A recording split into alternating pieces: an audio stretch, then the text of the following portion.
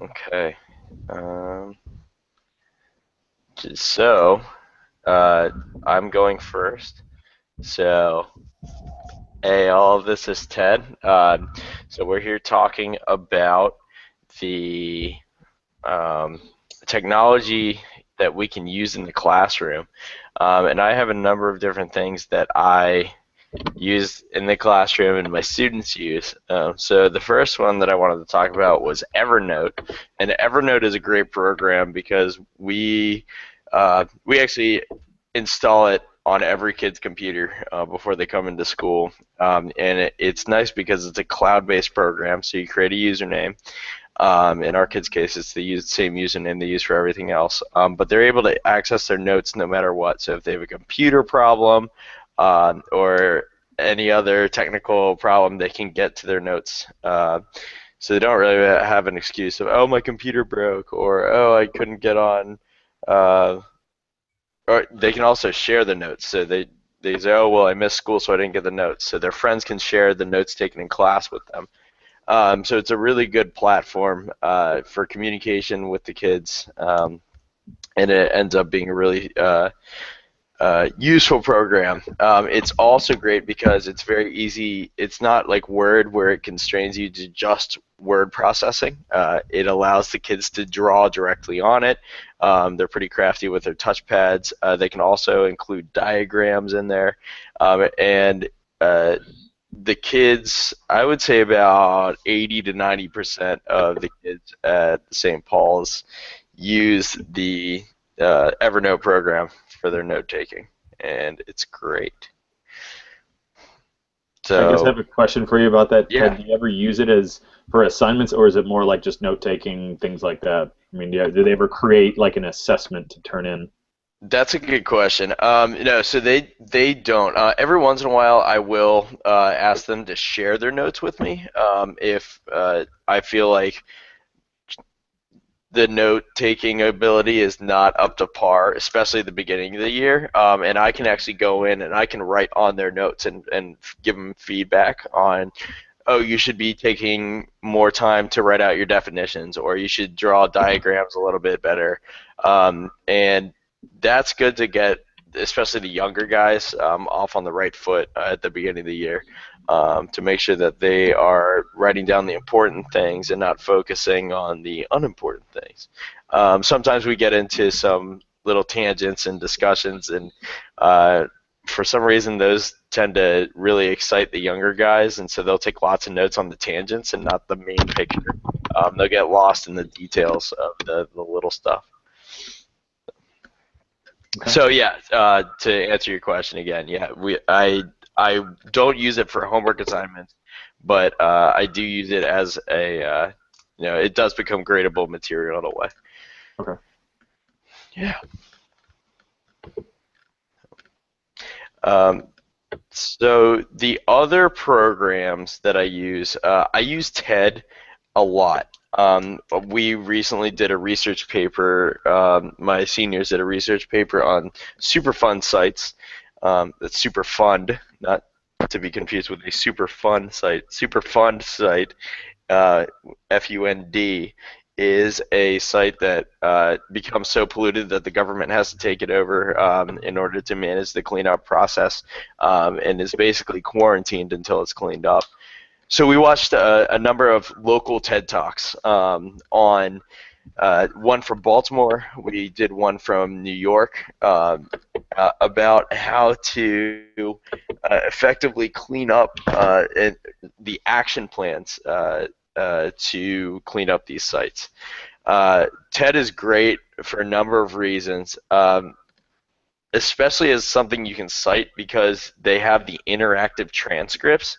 So you can actually click on the transcript and it'll go to that part in the video.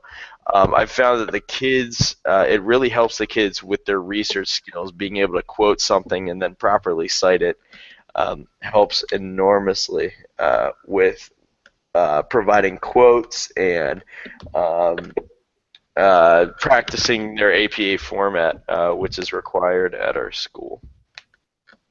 So there's that.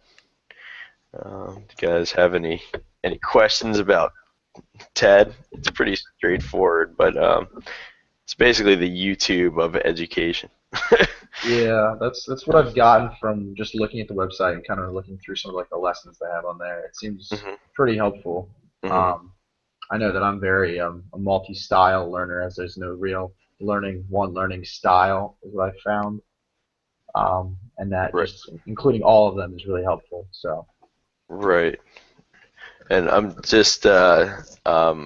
pulling up the list of things that I use. Oh, and then Google Docs obviously has become a huge advantage to my students, especially on group projects. Google Docs and spreadsheets allow the kids to collaborate on projects. So the thing that we're currently doing in global warming with my seniors, this came right after the super fun paper, was that they they're watching an Inconvenient Truth, and in groups of four, they're keeping a running list of facts to um, evaluate whether the facts presented in Inconvenient Truth are true or false, and then they have to cite the source of where they're finding out whether these are true or false facts. So they have to be able to back it up with data, but the facts come at uh, the movie pretty quickly, and the kids found that it's really helpful that multiple people are working on the same document at the same time, because one person will pick up one piece of data that another one will miss because they're writing something down. So it's making it very easy for them to collaborate. They also have the chat function on the right side of Google Docs, which is great because they can interact with each other about the document and say, hey, I found this source. And they'll say, well, this source was too biased, so we have to find another one. They're able to share the resources as they're writing and finalizing this evaluation spreadsheet, essentially. Uh, so it's a really good tool, and the kids. The only problem with it is that because it's shared among kids, I found that it can be a distraction. I had a kid 3 days ago post 24 pages of pictures of McGriddles in their document. So, because of the social media aspect of it, it can take away from the paper. But that's something that you just gotta anticipate when you're working with um, a bunch of teenage goofballs. It You is know. still allowing creativity in McGriddles. Right, right. Yeah, I don't know what the environmental impact of McGriddles is, but yeah, it was. I had to give him a talk about professionalism in the classroom. is that a grade for them? Because I know at Stevenson that's a grade. Professionalism is 5% of our grade, at least It in the is. I, school. I have professionalism on my syllabus. It's 5% of their grade, so they do Gotcha. take it. When I mention professionalism, they tend to take it seriously. So those are all the things that I've used in the classroom, and they tend to help a lot. Like I said, our school, or I've mentioned before, our school does require every kid in school to have a laptop, or they provide one for them, and so we tend to use technology quite a bit in the classroom. Cool. Those sound like good things that you've been using. Yeah, thanks. All right. Well, I'll go ahead and do mine next then. Sure. Um, so the the things that I looked at, I guess I've used them a little bit practically, but mostly it's kind of theoretical. How would I use them in a class? And I took them from one of the articles that I was reading for some of the assignments, and I referenced it on the discussion board. But the first one that I've actually used collaboratively, and all of these three things are how, as I think about it, how I would want to use in a project-based STEM class. So some sort of collaborative small group project that different groups within a class are working on.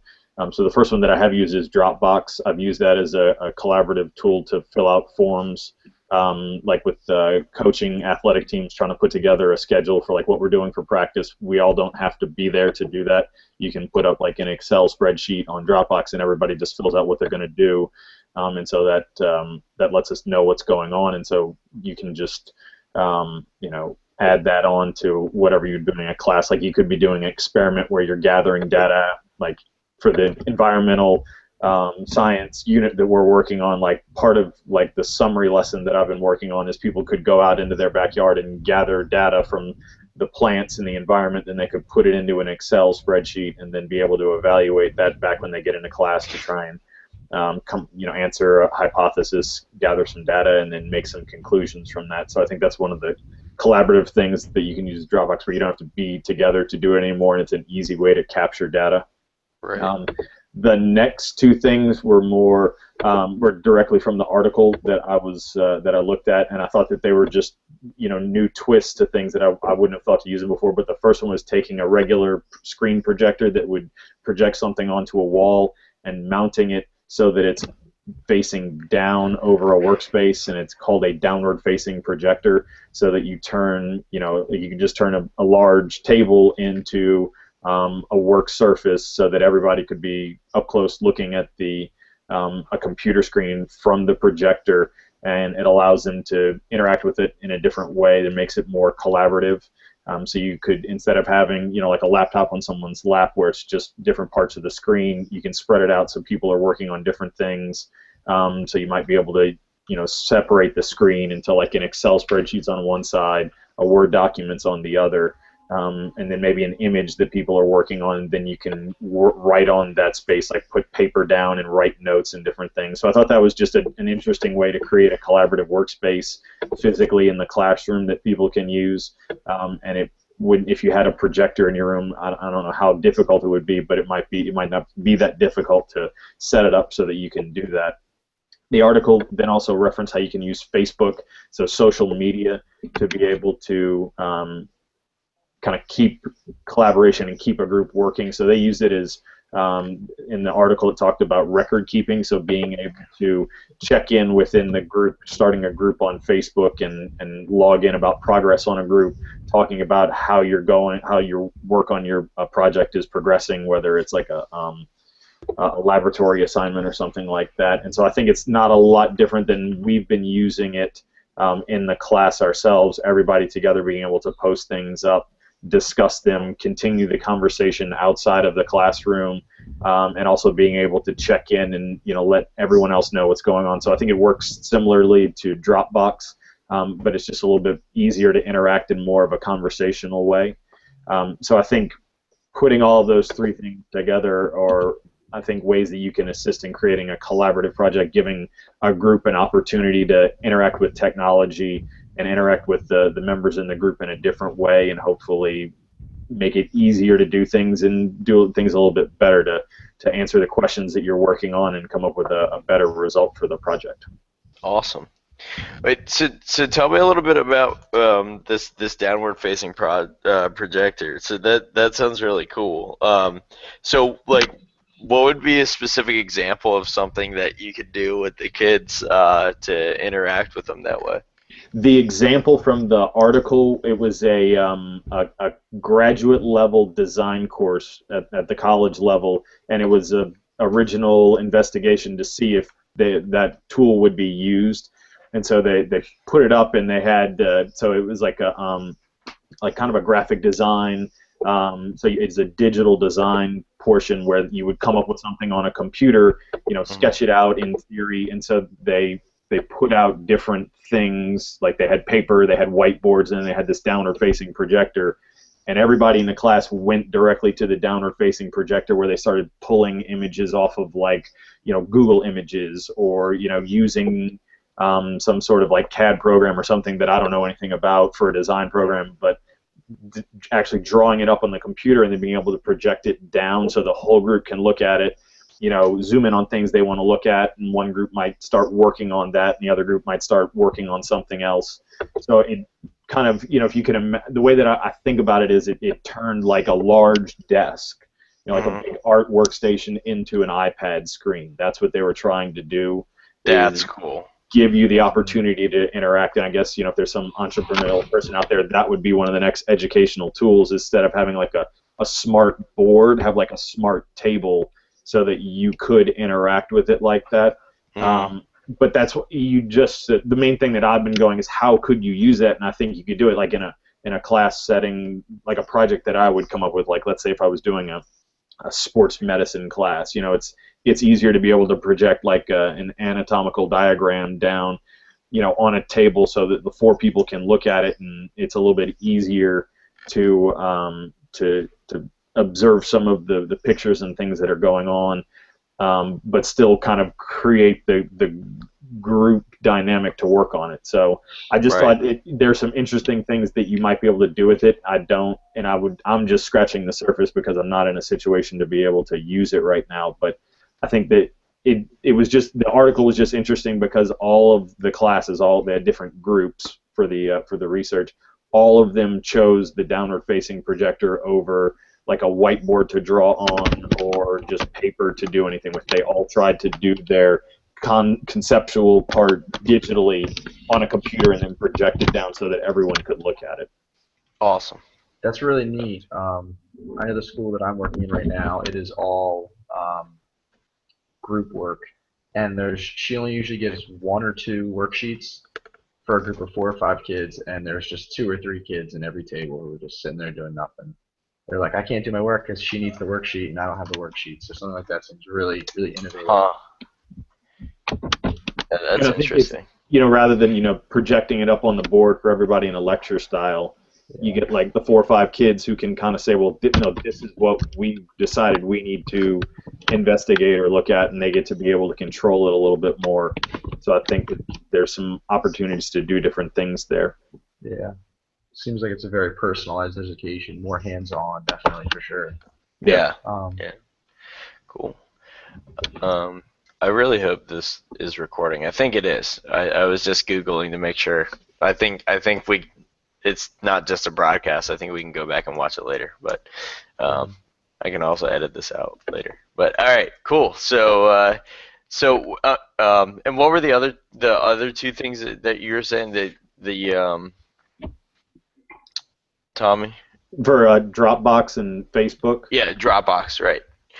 Sorry, yeah. Facebook was the question I had. So every time I try to use Facebook, let's say like for class for Stevenson University stuff, I'm bombarded with all this other stuff like on top of it. So what do you think might be some ways to get around that and to actually like implement it in the classroom in a way that they're not going to be reading about, Nicki Minaj's latest music video? As I am one of the older members of the whole cohort, I am not the social media savvy individual who knows how to put filters and blocks up. But I almost listed Twitter instead of Facebook, but I'm not competent enough to know how to use them. But I just remember someone telling me like one of the benefits of Twitter for an education was they actually had a live talk about something, and then they actually had a projection of the Twitter discussion on the side. And so again, it was people who weren't there, people who were just contributing to the conversation there, and it was going off in tangents using different hashtags. And again, I don't know how to do all of that, but the Facebook, while I was talking about it, was because it was from the same article as the downward facing projector, and it was again one of those things where they said that generation, I think it came out, I think it was from 2015, so relatively young people in their early 20s who all know how to use Facebook, and all of them reported that they knew how to use it to accomplish the goals of the class, so that they were able to edit all that stuff out on their own and say, well, like, no, I'm coming in here to log in to tell them that, to tell the group that's coming in after me, I did the design portion that I talked about, but I had problems doing this. Or that, I turned in this assignment and it was already done. So that's what I thought, again, how I would go about doing that, because I'm not able to try and like play around with it and figure out how it works. But I think that was it was just the idea of being able to use something that almost everybody is familiar with now. Everybody's using Facebook for something, to be able to say, hey, I'm going to give you something interesting to lead back into the rest of your life that you can use in the class, and it's going to help you get some of the work done, especially as far as a group project. So I don't know how to keep someone from looking at, the video of all the cats, that their, friend posted instead of doing their work. But I think that that's the problem you run in with anything any digital. I mean, you talked about the Right. McGriddles. I mean, it's the same thing. How do you keep the professionalism in as a student? I think, and that's one of the things that I tried to write a little bit on the discussion board. Any technology, any tool has a plus and a minus, and you have to learn how to minimize and maximize to get the most out of it. But like the downward-facing projector, I think the three of us were like, "Wow, that's kind of cool or neat." It might not be a better way to do it than a whiteboard or just a piece of paper, but it's a new way to try it, and maybe it'll be better. And you got to see the plus or the minus. So that's what I would do with the Facebook, is just try it and see how that's going. And if that became an issue where it was like nobody was able to do that, maybe you can use Dropbox instead and just create a little running conversation in a Word document or something else where people just get to log on and say what they've done. Gotcha. Okay. Awesome. Cool. All right. I guess it's my turn. Yeah. Honestly don't have any experience with teaching at all. All my experience is tutoring 2 to 3 people, or my field experience right now, which is 4 people tops. But one of the things that I found, it's not a tool that's mentioned on there, but I thought I'd mention it anyway, is it's called Desmos, Desmos. Okay. The classroom that I'm working in is here in Baltimore County. They do not have calculators for every student. Many students use their phone during classes. It's totally foreign to me. I was never allowed to use my phone in the classroom, let alone have it out. They're using their phones every day for this, and this app allows them to graph different functions, and it allows them to quickly check their answers when they're done to see, was this function odd or even, and things like that. And they get to see the picture of the graph of something rather than having their calculator. It's more accurate. It's a lot quicker, I think. It takes them a second, but it also gets them off topic too. I just thought I'd mention it. I find it very interesting. I haven't really had any experience besides students playing on their phone. I'm like, what are they doing? It's like, oh, they're on Desmos. Okay. So That's awesome. So is it like it's a graphing program, or does it have like games, or it's like a like calculator. how does it work? It's like a calculator. They can go on there and they'll pull up something, and it's like they can either graph a function, or they can. There's a couple like different options on there. There's graphing. There's like analyzing a function, and it'll tell you. It's kind of like if you've ever used Wolfram Alpha before. I don't know if you Yeah. guys. It's kind of like Wolfram Alpha. Like you type in what you want to look at, and it'll pull up everything that it knows about that function as soon as you type it in. So it's very quick. Which when I was in high school, I wish I had something that allowed me to check answers in group projects for stuff like that. But as Did the far students? as I'm sorry. Go ahead. go ahead. No, you're good. I was just wondering, so the kids download it, they add it to their phone, and they can pick it up pretty quickly. They figure out how to use it. Yeah, the teacher. I asked her about it because I had never heard of it, and she showed me it on her phone, and I was like, "Wow, this is really neat." Like I had no knowledge of this, and while they sit in the class, and she allows some of them to have their headphones in with some music quietly, and I'm like, it's probably not a good thing, but at the same time, they're allowed to have their phone out so they can use this, and I'm kind of like, pros and cons. I don't know. I think it's very helpful for the students who are engaged and working hard. The students who aren't, I feel like they're checking their phone too much. But it's just a more advanced calculator because they don't have a lot of those kids probably can't afford to have a laptop in the school, and even if they could, Right. I don't know. I don't know if the school would let them either. Right. Just because it's Baltimore County, and I don't know their rules on that because when I was in Carroll County, we weren't allowed to have a computer unless we were in the computer lab. But that's just cool. I mean, it's like one of the things we were talking about. It's like do we want them to memorize all the things about the function when they can get it out of their phone, like so Exactly. do they learn how to use it versus just memorizing what it is? So Yeah, I mean, that's another thing I was looking into too, because it seemed like a lot of the kids were having trouble, and I can't really compare whether they're just struggling with the material or that they're just resorting to Desmos. okay. I don't really have any knowledge based on, oh, this student's a good student and he's still looking at Desmos, or this student's a bad student, so he needs to look at Desmos and it's helping him memorize it. Because I'm with 2 different classes. One is geometry, the other one is trig, and I see them every other week, so I don't get much time to really remember students' names. It's really tough. I connected with a few students so far, but I can tell just intuition that some students are like, that kid knows what he's doing. This kid's a hard worker, and they don't really need their phone at all, but it still allows them to check. So I found that interesting. As far as the other technologies and applications, I like Khan Academy a lot. As far as using it in a project base, I'm not sure the best way to apply that rather than teaching students a new material and then allowing them to apply it in a project, something that normally we wouldn't cover in class, but they could learn quickly. Like if I wanted to do something along the lines of calculus in a trig pre-calc class, Khan Academy could quickly teach a student how to calculate a derivative and do it with ease. It would probably take them, if you gave them a weekend and said, watch these 3 Khan Academy videos and do these sample problems, and I'm going to expose you to something new. I feel like it would be a really great way to implement it. I've used Khan Academy all through calculus and differential equations. I've watched TED Talks of the guy who created Khan Academy. I think it's ingenious. It's extremely helpful. I tell the people I tutor all the time to use Khan Academy. I think it's great. Combining video and showing them how to do the problems all at the same time is invaluable. Right.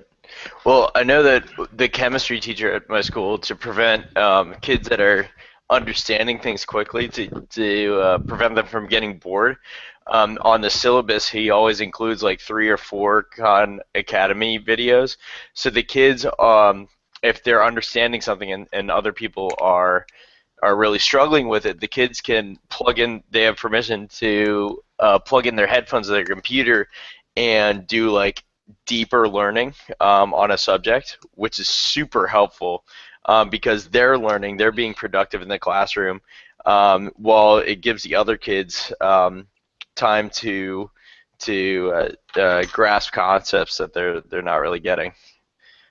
So that's a really good way that I've seen other teachers use Khan Academy. That's really interesting. During the Khan Academy TED Talk that I listened to, the creator had implemented it into the classroom in California for Hmm. 58 students, I think, in elementary school. And what the teacher had done is the teacher had flipped the general process of lessons. So instead of learning lessons in class and doing book work at home, the teacher made Khan Academy videos the homework. So they would Hmm. learn things at home, and then they'd come in class, and they would do Khan Academy problems on their computers, or they would do book work in class. So she could literally sit there without having to really teach a whole lesson. She might spend 15 minutes reviewing what they should have learned, Hmm. and then they would go in and they'd do problems all day, which to me is much more fun than taking notes on mathematics. And she got to spend more individualized attention with the students who needed it most. Hmm. Yeah, Um, that's cool. Was that the TED Talk on flipping the classroom? I'm not sure. I can find the title of it. It's the one that has the Oh man. my dad just called me. It's the one with the creator of Khan Academy. I forget the video title. I can send it in an email. Okay. It's a Cool. couple years ago. I think it was 2012, 2011. Was when it came out. It was under education and most viewed, obviously, because Khan Academy is extremely important. Right. Um, as far as another application, I looked into wiki spaces. It's kind of Hmm. like a blog style technology where students can work on different documents at the same time, so they can be in a different section. Like if they're working on a lab report, they could have one student working on the introduction while another student's working on the methodology, and someone else is doing data mining or something like that. Um, and it also allows for blog style posts in that topics can be separated by different um, headings, and teachers can add feedback into this too. So a teacher could theoretically, what I'm thinking is they could post their project online, and then if it's like a Friday, they post it online. Over the weekend, they get feedback, and they don't have to wait until after school Monday to start working on that project more. whenever their grade is done, they can start working on that project some more and continue their progress without forgetting material over a period of a weekend. Because I know whenever I was in school over the weekend, I did nothing besides any homework that was necessary. I didn't do extra work usually.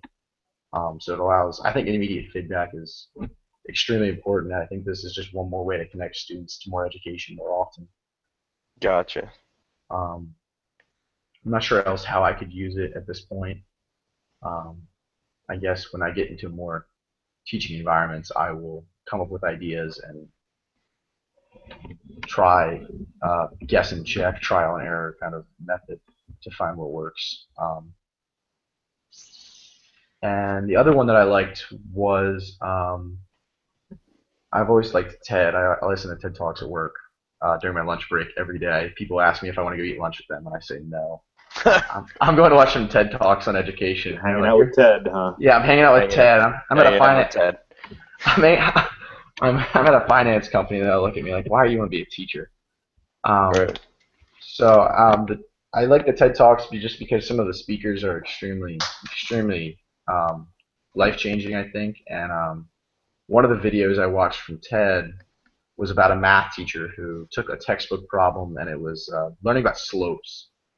And it showed a picture, it showed a graph grid, and then it showed a couple of points on there, and then it showed a little drawing to kind of entice students some more. And it was a picture of like a ski lift going up, and it said, "What's the greatest?" And it had like 5 or 6 questions on the side, and he was decomposing this problem to the most basic elements. So he just started originally with removing all the extra questions. He just wanted to take it to the basic level and said, where's the greatest change? Where's the greatest increase in this little line here? And he didn't even include them. He removed the ski lift. He removed all that. It was just lines and points. And then the way he talked about it is he's teaching by giving them the least amount of material possible and giving them a question. Like, how would we find this? How would we measure which line is straighter up? How would we measure this? And he allows students to critically think about these things. So I thought that was really helpful for TED. And I haven't spent any time really with TED Ed, but I like the idea of creating interactive lessons. I know as a math student and a possible math teacher, I would struggle with creating engaging lesson plans. So I feel like this would help me make class more fun because probably 80 to 90% of kids in math do not enjoy it because they have that fixed mindset of, I suck at math, I'm never going to use this in the real world, and I can't do it. I just can't do it. Right. Right. Well, awesome. Well, I have to go. So, Tommy, is there anything else you want to add? Those were all just, I think those are some cool tools to use to hopefully solve some problems in the classroom. Yeah, definitely. Yeah. All right. This is Reid, Tommy, and Ted signing off. Thanks, guys. And everybody have a good Thanksgiving. Yay, happy Turkey Day. Yeah. All right. See you later. All right.